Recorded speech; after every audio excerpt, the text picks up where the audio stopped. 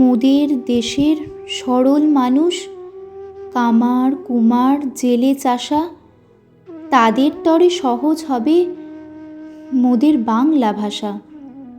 বিদেশ হতে বিজাতীয় নানান কথার ছড়াছড়ি, আর কতকাল দেশের মানুষ থাকবে বলো সহ্য করি?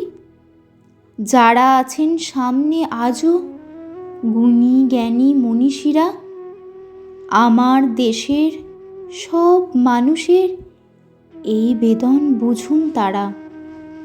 ভাষার তরে প্রাণ দিল যে কত মায়ের কোলের ছেলে, তাদের রক্ত পিছল পথে এবার যেন মুক্তি মেলে।